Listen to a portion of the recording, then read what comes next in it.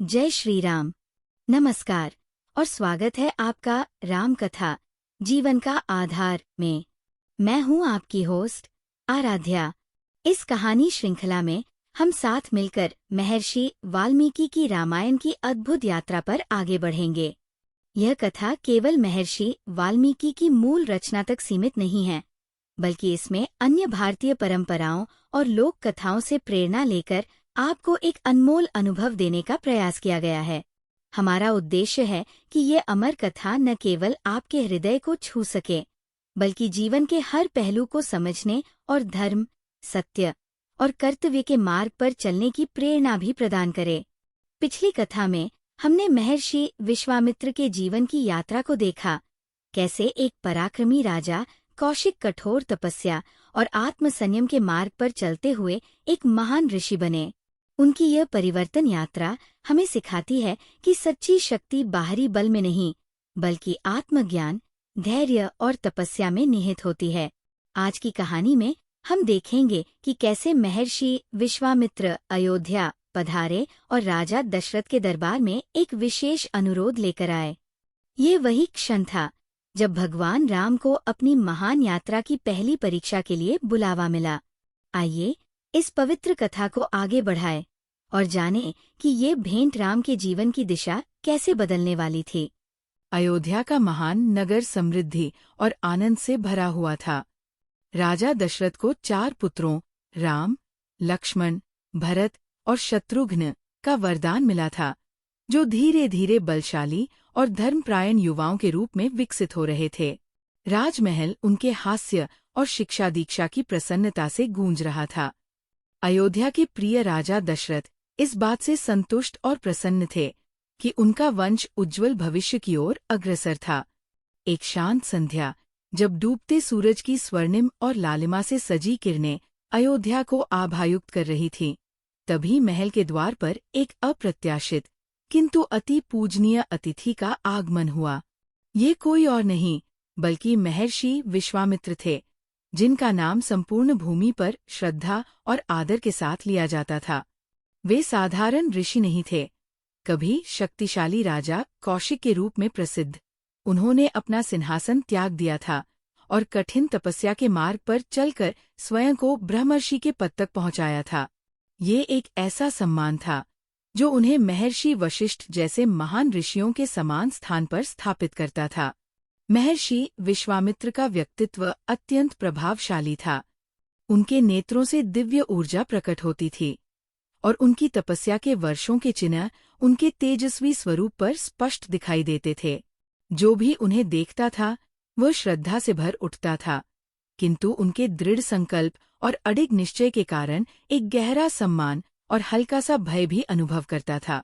वे न केवल अपने ज्ञान के लिए बल्कि अपने अटूट संकल्प और प्रबल इच्छाशक्ति के लिए भी प्रसिद्ध थे।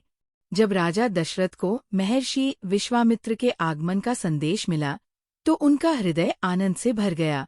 इतने महान ऋषि का अयोध्या में आना एक अत्यंत शुभ संकेत था। बिना विलंब किए राजा दशरथ अपने शाही कक्ष से बाहर निकले और अपने मंत्रियों एवं राजपरिवार के अन्य सदस्यों के साथ महल के द्वार पर स्वयं महर्षि का स्वागत करने आए। द्वार पर खड़े महर्षि विश्वामित्र को देखकर दशरथ ने श्रद्धापूर्वक झुककर उनके चरण स्पर्श किए और दोनों हाथ जोड़कर विनम्रता से कहा, हे पूज्य महर्षि विश्वामित्र, आपका अयोध्या आगमन हमारे लिए अत्यंत सौभाग्यशाली है। कृपया पधारें और अपने दिव्य चरणों से हमारे महल को पवित्र करें। आपके आगमन से मेरा राज्य धन्य हो गया है। महर्षि विश्वामित्र, जो औपचारिकताओं में अधिक समय नहीं देते थे, शांत मुख से मुस्कुराए। वे केवल औपचारिक सम्मान के लिए अयोध्या नहीं आए थे, बल्कि उनके आगमन का एक महत्वपूर्ण उद्देश्य था। फिर भी उन्होंने राजा दशरथ की भक्ति को स्वीकार किया और महल के भीतर प्रवेश किया। राजा दशरथ ने सुनिश्चित किया कि महर्षि विश्वामित्र का उचित सत्कार हो, परंतु महर्षि ने सबसे पहले राजगुरु महर्षि वशिष्ठ से मिलने की इच्छा व्यक्त की। उसी संध्या स्वागत समारोह के बाद महर्षि विश्वामित्र वशिष्ठ के आश्रम की ओर बढ़े। वहां उनका भव्य सम्मान किया गया। एक समय दोनों के मार्ग प्रतिद्वंद्विता से भरे हुए थे, किंतु वर्षों के अनुभव और आत्मज्ञान ने उन दोनों के बीच परस्पर सम्मान और प्रशंसा को जन्म दिया था। उस रात, जब महर्षि वशिष्ठ के पवित्र आश्रम में ठंडी हवा मंद गति से बह रही थी, दो महान ऋषि भोजन के उपरांत गहन चर्चा में लीन हो गए। महर्षि वशिष्ठ एक साधारण आसन पर विराजमान होकर आत्मीयता से मुस्कुराए और बोले, महर्षि विश्वामित्र, आपका अयोध्या आना निश्चित रूप से किसी विशेष कारण से हुआ है। मैं अनुभव कर सकता हूँ कि कोई महत्वपूर्ण कार्य ही आपको यहाँ लाया है। महर्षि विश्वामित्र का चेहरा गंभीर हो गया और उन्होंने गंभीर मुद्रा में कहा, हाँ महर्षि वशिष्ठ, स्थिति अत्यंत गंभीर है। जो वन कभी ऋषियों और तपस्वियों का पवित्र आश्रय हुआ करते थे, अब वहाँ असुरों का आतंक फैल रहा है। राक्षस निरंतर हमारे यज्ञों को बाधित कर रहे हैं। वे तपस्वियों के आश्रमों पर आक्रमण कर रहे हैं, यज्ञ वेदियों को अपवित्र कर रहे हैं, और ऐसा कोई साधुसंत नहीं बचा जो बिना भय के अपनी साधना पूर्ण कर सके। यदि ये स्थिति जारी रही तो धर्म का मूल अस्तित्व संकट में पड़ जाएगा। महर्षि वशिष्ठ ध्यानपूर्वक सुनते रहे।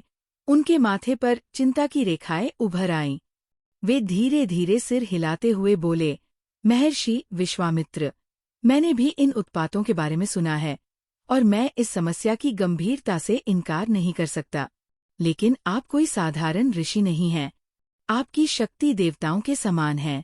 अपनी कठोर तपस्या के बल पर आपने अपार शक्ति अर्जित की है। यदि आप चाहें तो इन राक्षसों का नाश स्वयं ही कर सकते हैं। फिर भी आप यहाँ आए हैं। निश्चित ही इसके पीछे कुछ और बड़ा कारण है। महर्षि विश्वामित्र की आंखों में गहरी बुद्धि की चमक थी। वे बोले, महर्षि वशिष्ठ, आपने सत्य कहा। यदि मैं चाहूं तो मात्र एक शाप से इन राक्षसों का अंत कर सकता हूँ। लेकिन ये केवल मेरे बारे में नहीं है। ये भविष्य की तैयारी के बारे में है। ये राम को तैयार करने के बारे में है। महर्षि वशिष्ठ ने भौहें उठाईं और जिज्ञासु स्वर में पूछा, राम? महर्षि विश्वामित्र आगे झुके और गंभीर स्वर में बोले, हाँ महर्षि वशिष्ठ, मैं जानता हूँ कि आप क्या सोच रहे हैं। यदि आवश्यकता होती तो मैं स्वयं ही इन राक्षसों का विनाश कर सकता था। लेकिन ये केवल एक समस्या का समाधान करने की बात नहीं है। ये राम को उसके धर्म में प्रविष्ट कराने की बात है, केवल एक राजकुमार के रूप में नहीं, बल्कि इस सृष्टि के धर्म के संरक्षक के रूप में। और लक्ष्मण, मैंने देखा है कि वह राम से अत्यंत गहराई से जुड़ा हुआ है। उनका संबंध केवल कर्तव्य का नहीं, बल्कि अटूट प्रेम और निष्ठा का है। जहाँ राम जाएगा, वहाँ लक्ष्मण उसके साथ होगा, न किसी बाध्यता से, बल्कि अपनी स्वाभाविक भक्ति और प्रेम से। इसलिए ये यात्रा दोनों को एक साथ शुरू करनी होगी। महर्षि वशिष्ठ ने गहरी सांस ली और आकाश की ओर देखा। वे जानते थे कि महर्षि विश्वामित्र सही कह रहे थे। राम और लक्ष्मण के लिए ये केवल एक यात्रा नहीं थी, बल्कि उनके महान भविष्य की तैयारी थी।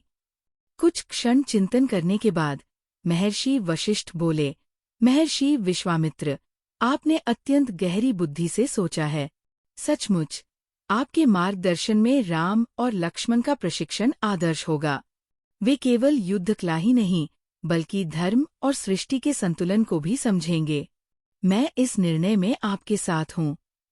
दोनों महर्षियों के बीच आपसी समझ और सहमति की भावना स्पष्ट थी।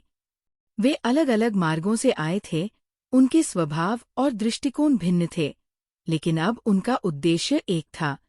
अंत में महर्षि वशिष्ठ बोले, अब हमें ये सुनिश्चित करना होगा कि महाराज दशरथ इस आवश्यकता को समझें और उन्हें आपके साथ भेजने के लिए तैयार हों।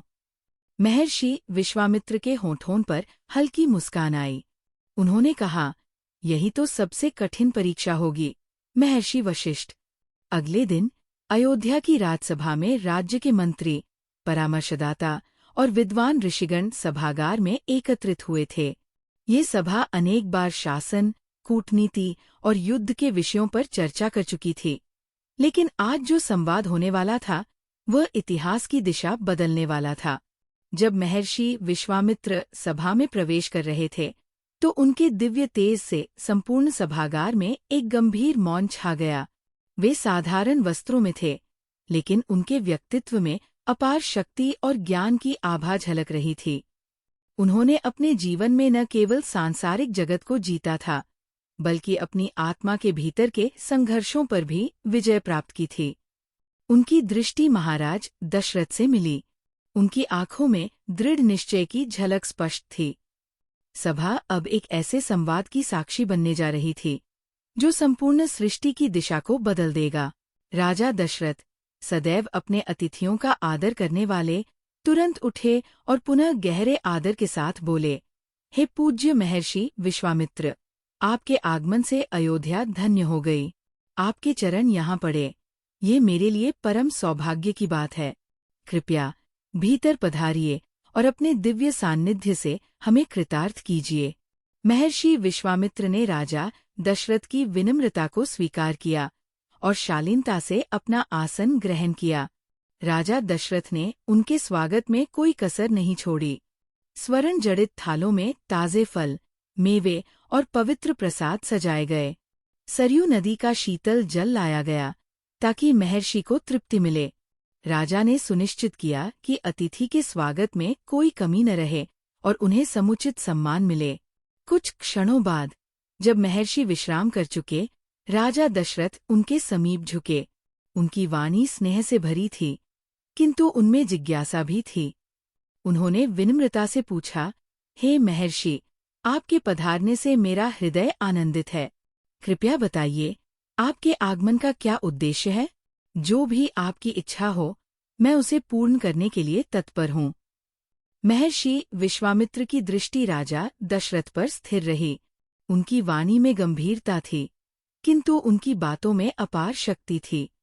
उन्होंने गहरी चिंता के साथ कहा, हे राजन, मैं एक अत्यंत महत्वपूर्ण यज्ञ कर रहा हूँ, जो संपूर्ण मानवता के कल्याण के लिए है। किंतु इस यज्ञ को राक्षस बाधित कर रहे हैं। तारका और उसके पुत्र इस पवित्र कार्य को अपवित्र कर रहे हैं। वे यज्ञ स्थल पर हड्डियां और अशुद्ध वस्तुएं फेंकते हैं, ऋषियों को भयभीत करते हैं और हमें साधना करने से रोकते हैं। ये केवल हमारी तपस्या पर आघात नहीं है, बल्कि धर्म पर सीधा आक्रमण है। दरबार में हलचल मच गई।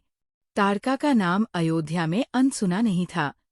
उसकी भयावहता के किस्से नगरवासियों को ज्ञात थे, लेकिन महर्षि विश्वामित्र की अगली बात ने सबको स्तब्ध कर दिया। उन्होंने स्पष्ट और दृढ़ स्वर में कहा, राजन, मैं आपकी सेना का सहयोग मांगने नहीं आया हूँ। मैं आपके योद्धाओं की सहायता भी नहीं चाहता। मैं आपके पुत्र राम को मांगने आया हूँ। दरबार में सन्नाटा छा गया। राजा दशरथ को लगा जैसे उनके हृदय की गति कुछ क्षणों के लिए रुक गई हो। राम? उन्होंने धीरे से दोहराया, जैसे अपने कानों पर विश्वास न हो। महर्षि विश्वामित्र ने दृढ़ता से सिर हिलाया। उन्होंने दृढ़ निश्चय के साथ कहा, हाँ, राजन, आपका पुत्र राम असाधारण है। देवताओं ने स्वयं उसके महाप्रभाव की बात कही है। वही एकमात्र ऐसा योद्धा है जो इन राक्षसों का सामना कर सकता है। केवल वही इस पवित्र यज्ञ की रक्षा कर सकता है। राजा दशरथ का मुख पीला पड़ गया। कुछ क्षण पहले जो गर्व था, अब वो भय में बदल चुका था। उन्होंने धीरे धीरे अपने सिंहासन से उठकर महर्षि के समीप कुछ कदम बढ़ाए। उन्होंने व्याकुलता से कहा, हे महर्षि, राम अभी बालक है। वो अभी वन के कष्टों से परिचित नहीं है। उसने कभी भीषण युद्ध नहीं किया है। तारका जैसी राक्षसी से युद्ध करना उसके लिए अत्यंत कठिन होगा। राजा दशरथ की वाणी भावनाओं से कांप उठी। उन्होंने गहरी वेदना से प्रार्थना की, हे महर्षि, मैं आपसे विनती करता हूँ, कृपया राम को मुझसे दूर मत ले जाइए। मैं स्वयं आपकी रक्षा के लिए अपनी सेना लेकर जाऊंगा, या मेरे सर्वश्रेष्ठ योद्धा आपके साथ भेजे जा सकते हैं, लेकिन राम को मुझसे दूर मत कीजिए। राजा दशरथ की याचना गूंज उठी और दरबार में बैठे कई मंत्री और सभासद सहमति में सिर हिलाने लगे। कोई भी अपने प्रिय राजकुमार को ऐसे भयंकर संकट में भेजने के पक्ष में नहीं था। महर्षि विश्वामित्र शांत भाव से सब सुनते रहे। वे इस प्रतिक्रिया के लिए पहले से तैयार थे। उनकी दृष्टि में न क्रोध था, न ही अधीरता, बस अडिग विश्वास। राजन, उन्होंने दृढ़ स्वर में कहा, अपने पुत्र के प्रति आपका स्नेह स्वाभाविक है, किंतु धर्म के मार्ग में हमें केवल अपने हृदय की नहीं, अपितु विवेक की भी सुननी चाहिए। राम कोई साधारण बालक नहीं है, वह इस पृथ्वी पर एक महान उद्देश्य के लिए आया है, और अब समय आ गया है कि वह अपने धर्म के मार्ग पर पहला कदम बढ़ाए। राजा दशरथ का मुख कठोर हो गया। वे अपने हृदय और धर्म के बीच फंस गए थे। उनके भीतर संघर्ष चल रहा था, और इस संघर्ष को एक अन्य सम्मानित व्यक्ति ने देख लिया था, महर्षि वशिष्ठ। अयोध्या के राजगुरु महर्षि वशिष्ठ अब तक मौन भाव से सब कुछ सुन रहे थे। अंततः उन्होंने अपनी गहन बुद्धि और अनुभव से परिपूर्ण वाणी में कहा, हे महाराज दशरथ, महर्षि विश्वामित्र के वचनों को ध्यानपूर्वक सुनिए। ये केवल बल और पराक्रम की परीक्षा नहीं है, बल्कि ये स्वयं परमात्मा की इच्छा है। आपने सदैव धर्म का पालन किया है, अब समय आ गया है कि आप इस पर अपना पूर्ण विश्वास रखें। ऋषियों की बुद्धिमत्ता पर भरोसा कीजिए, अपने पुत्र पर भरोसा कीजिए। राजा दशरथ ने अपने प्रिय राजगुरु की ओर देखा। उनकी आंखों में असमंजस की छाया थी। महर्षि वशिष्ठ ने आगे कहा, क्या आपने कभी राम के स्वभाव को नहीं देखा? उनकी बुद्धि उनकी आयु से कहीं अधिक विकसित है, उनका पराक्रम अद्वितीय है, और उनका कर्तव्यबोध अटूट है। महर्षि विश्वामित्र यहाँ केवल एक योद्धा की खोज में नहीं आए हैं, वे उस दिव्य पुरुष को खोज रहे हैं जो इस संसार में धर्म की रक्षा के लिए आया है। राजा दशरथ ने गहरी सांस ली। ये क्षण उनके लिए अत्यंत कठिन था। उन्होंने चारों ओर देखा, जैसे कहीं से समर्थन पाने की आशा कर रहे हों, किंतु दरबार में उपस्थित मंत्रियों, ऋषियों और यहाँ तक कि उनके अपने हृदय में भी कोई विरोध नहीं था। दरबार में एक गहरी शांति छा गई। राजा दशरथ ने अपनी आंखें मूंद ली, कुछ क्षण ध्यानपूर्वक विचार किया और एक दीर्घ श्वास लेकर अपने मन को शांत किया। उनका पिता का हृदय चाहता था कि वे राम को अपने पास सुरक्षित रखें, किंतु एक राजा का कर्तव्य त्याग की मांग करता है। अंततः उन्होंने अपनी आंखें खोलीं। उनमें दुख था, किंतु साथ ही एक दृढ़ निश्चय भी। उन्होंने महर्षि विश्वामित्र की ओर देखा और गंभीर स्वर में कहा, यदि ये वास्तव में ईश्वर की इच्छा है, यदि ये धर्म की रक्षा के लिए आवश्यक है, तो मैं इसके मार्ग में बाधा नहीं बनूंगा। राम आपके साथ जाएगा। दरबार में हलचल मच गई। सभी दरबारी और सभासद चकित रह गए। निर्णय लिया जा चुका था। भारी हृदय से राजा दशरथ ने अपने सेवकों को आदेश दिया कि राम को दरबार में बुलाया जाए। कुछ ही क्षणों में राम वहां पहुंचे। उन्होंने आदरपूर्वक अपने पिता को प्रणाम किया। अभी तक ये नहीं जानते थे कि उनके लिए क्या निर्णय लिया गया है। राजा दशरथ ने अपने पुत्र को अपने पास बुलाया और उसे स्नेहपूर्वक गले लगा लिया। उनकी आंखों में गर्व भी था और चिंता भी। उन्होंने कोमल किंतु दृढ़ स्वर में कहा, वत्सराम, महर्षि विश्वामित्र ने तुम्हारी सहायता मांगी है। तुम्हें उनके साथ जाना होगा और उनके यज्ञ की रक्षा करनी होगी। सदैव धर्म का पालन करना और महर्षि की सेवा सच्चे मन से करना। राम, जो सदा अपने पिता की आज्ञा का पालन करते थे, तुरंत झुके और विनम्रतापूर्वक कहा, पिताजी, मैं आपकी आज्ञा का पालन करूंगा। धर्म की रक्षा और महर्षि की सेवा करना मेरा कर्तव्य है। राम ने तत्परता से महर्षि विश्वामित्र की ओर देखा और श्रद्धापूर्वक प्रणाम किया, ये संकेत देते हुए कि वे इस यात्रा के लिए पूर्णतः तैयार है। इसी समय लक्ष्मण, जो सदैव अपने भाई राम के साथ रहते थे, चुपचाप सब देख रहे थे। उनके मन में दृढ़ निश्चय जाग उठा। वे तुरंत आगे बढ़े और बोले, यदि मेरे अग्रज राम जा रहे हैं, तो मैं भी उनके साथ जाऊंगा। मैं उनसे अलग नहीं रह सकता। मैं हर परिस्थिति में उनके साथ खड़ा रहूंगा, चाहे कितने भी बड़े संकट क्यों न आए। लक्ष्मण का चेहरा दृढ़ संकल्प से दमक रहा था। उनका राम के प्रति प्रेम अपार था और वे अपने भाई को अकेले जाने नहीं दे सकते थे। राजा दशरथ ने लक्ष्मण की ओर देखा और उनके हृदय को ये देखकर संतोष हुआ कि भाइयों का प्रेम कितना अटूट है। वे जानते थे कि राम और लक्ष्मण की जोड़ी को कोई तोड़ नहीं सकता। वे गंभीर स्वर में बोले, लक्ष्मण, यदि ये तुम्हारी इच्छा है तो तुम्हें भी राम के साथ जाना चाहिए। यद्यपि राजा दशरथ के लिए अपने दोनों पुत्रों को दूर भेजना हृदय विदारक था, किंतु महर्षि वशिष्ठ और महर्षि विश्वामित्र ने एक दूसरे की ओर देखा और संतोष से सिर हिलाया। यही नियति थी, यही सही मार्ग था।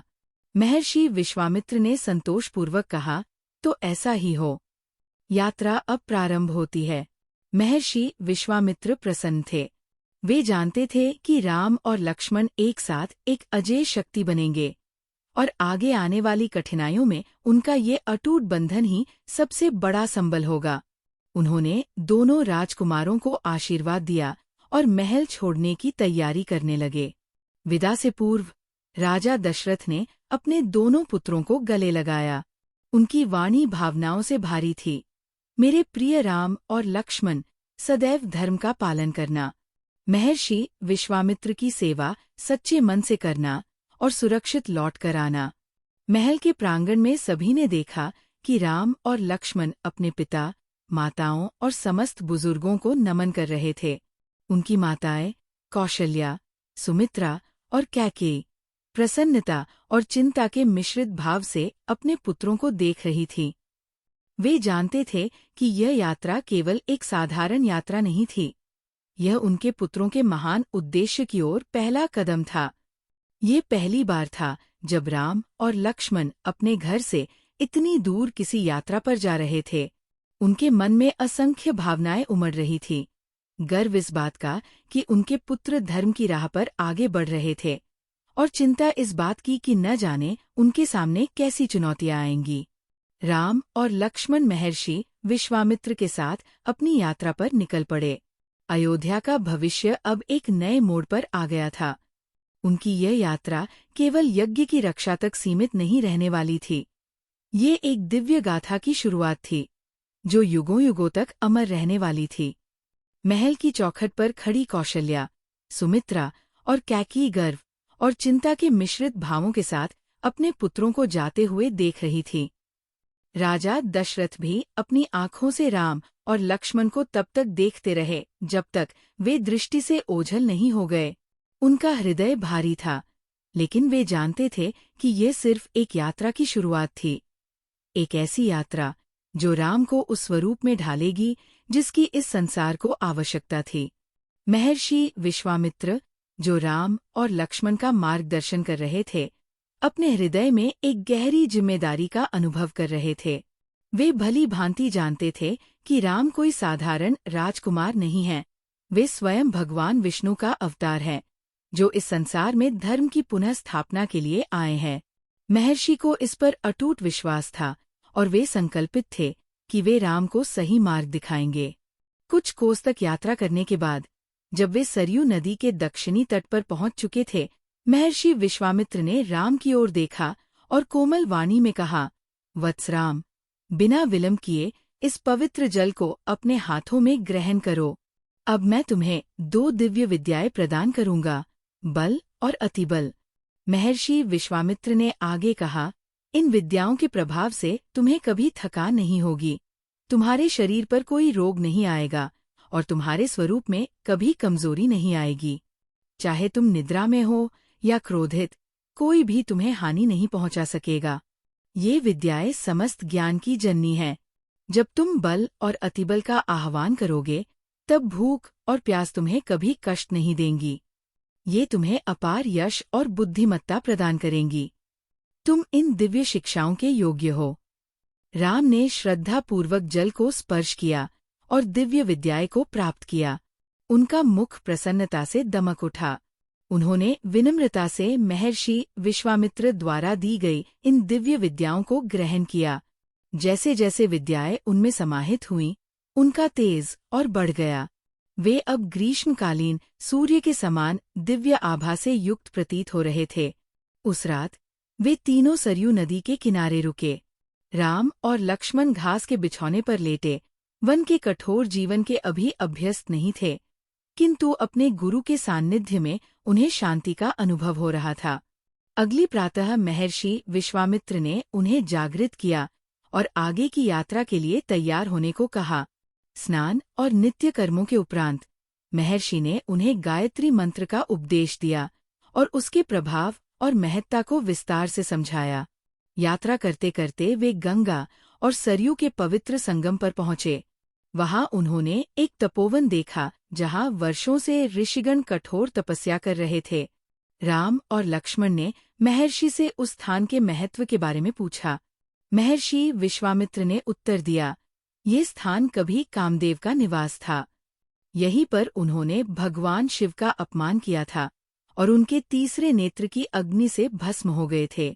तभी से ये स्थान अत्यंत पावन बन गया और अंगदेश के नाम से विख्यात हुआ। उस रात वे इसी पवित्र आश्रम में ठहरे। वहां के ऋषियों ने उनका स्वागत किया और सायंकालीन प्रार्थना में सम्मिलित किया। अगली सुबह अपने नित्य कर्मों और गायत्री मंत्र के जप के पश्चात वे पुनः यात्रा के लिए प्रस्थान कर गए। अब उन्हें गंगा नदी को पार करना था।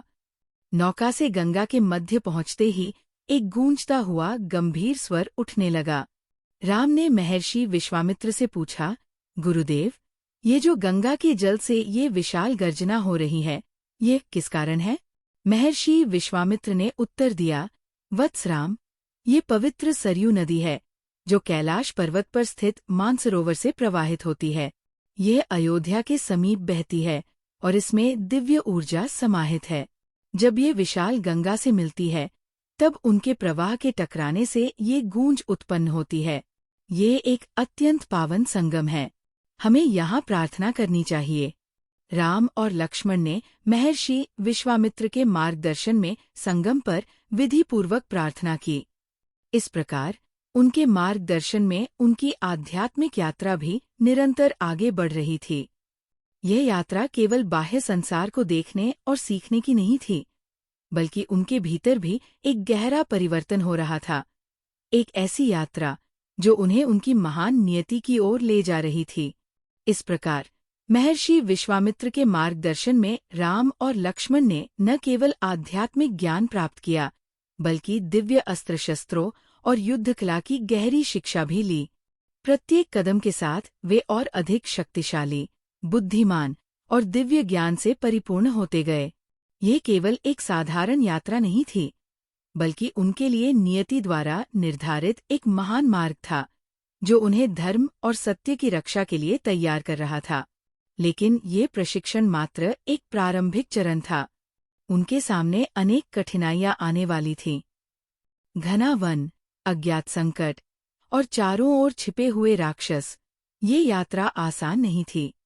राक्षसी ताड़का और उसके पुत्र विकराल विरोधी थे, और वे इतनी सरलता से हार मानने वाले नहीं थे। फिर भी महर्षि विश्वामित्र को पूर्ण विश्वास था कि राम और लक्ष्मण अपनी शक्ति, साहस और ज्ञान से इन चुनौतियों को सफलतापूर्वक पार कर लेंगे।